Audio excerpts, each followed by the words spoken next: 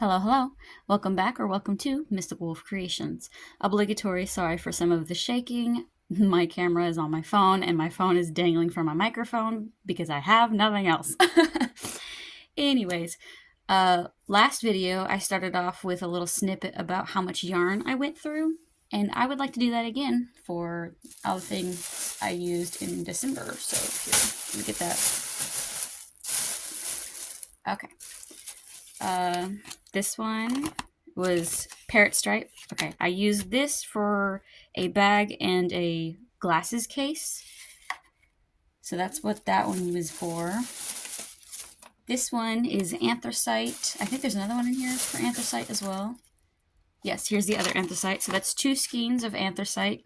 These went towards making a bunch of different stuff, actually.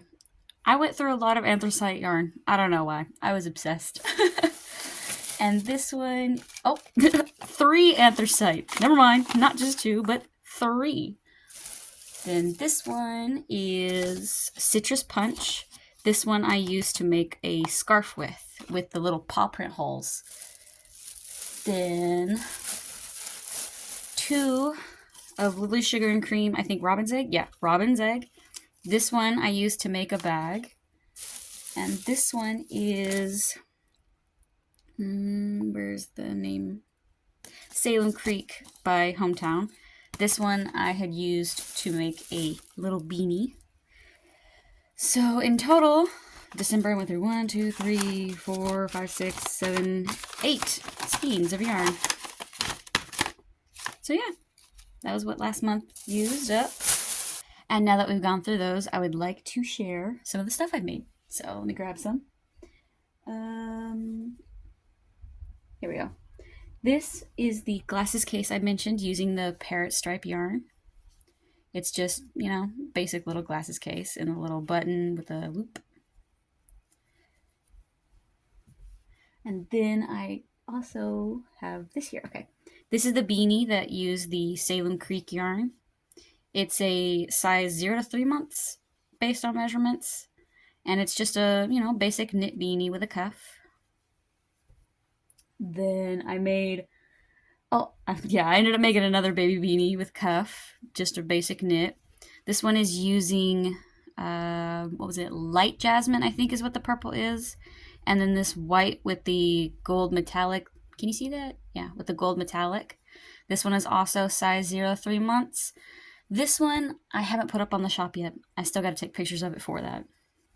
The other 2, those are on the shop. Here's another one that I need to take pictures and post. It's just a regular bandana. This one uses the same Delightful yarn, it's called, as that poncho that's still up. Yeah. Okay, yeah. I was making sure that the color is called Delightful. Couldn't remember for a second. Second guessing myself. And then I ended up making another knit beanie using this yarn. I can't remember what it was called because it didn't have a label when I got to it. But it's like these pastel rainbow colors, if you can see that. It's a size adult medium, no cuff though, unless you know you want a little bit of a cuff. I still need to take pictures of this one to put on the shop as well.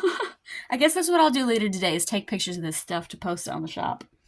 And then, I think it was last week, I was messing around with some yarn and I got to thinking about making those granny square bags that I make a bunch of, but make it tiny. So I did. I made a tiny version of it. It's so cute.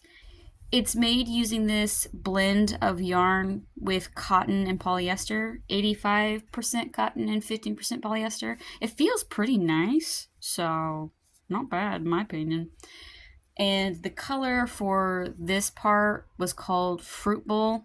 The green one, I can't remember what exactly the green was because it didn't have the name on it, but it did go well with the Fruit Bowl. It's not an exact match for the green that's on there, but it looks well enough and close enough that I'm not too worried about it.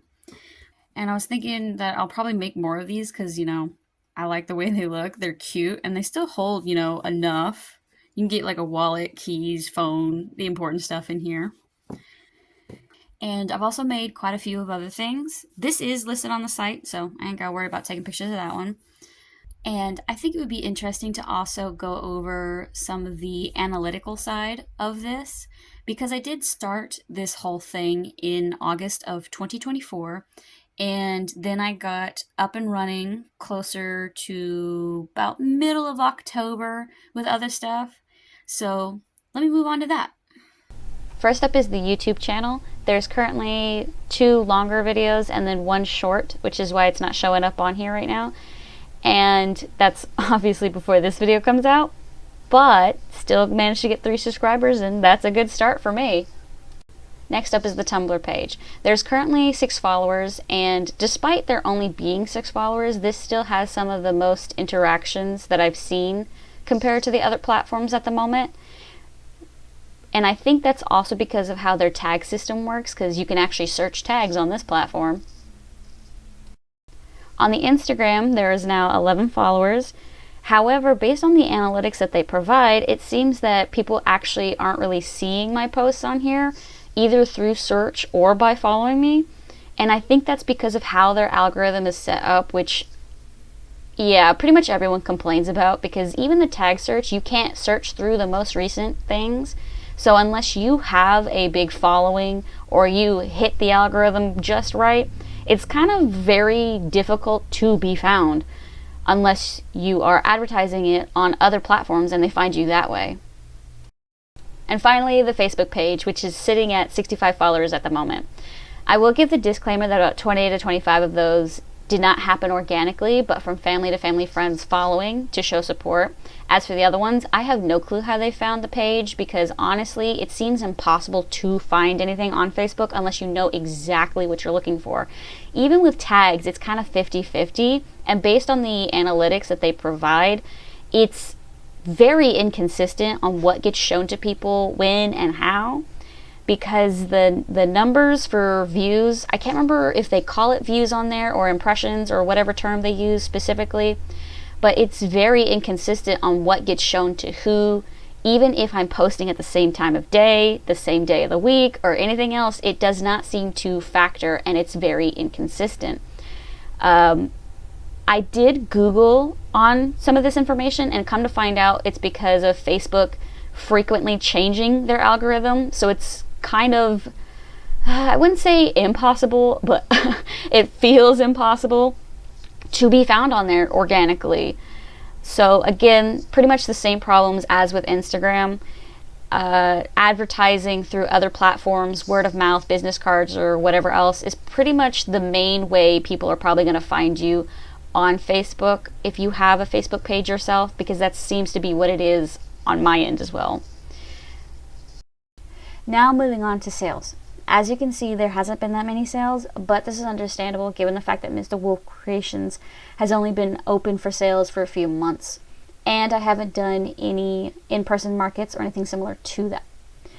I've been also keeping track of the item, color, type of material, and quantity, so that as time goes on, it'll be easier to keep track of what I can focus more on and focus less on based on people's interest. A lot of December and November were spent building our own online shop, because using the marketplaces, the internet marketplaces to specify, has been a nightmare. Between the algorithms and the saturation of the markets, it's just exhausting to deal with and trudge through, because no one's seeing anything pretty much. And almost all messages I got were from bots trying to get me to click on spammy links. It was tiresome, and several days I would log in and have so many messages, just bots. So yeah, I was hoping the online shop would help with that, and so far it has actually, because I'm not getting bot spam from them. And thank you if you made it to the end of the video. It's been swell. And I will link everything below if you'd like to take a look at things yourself. And for now, bye bye.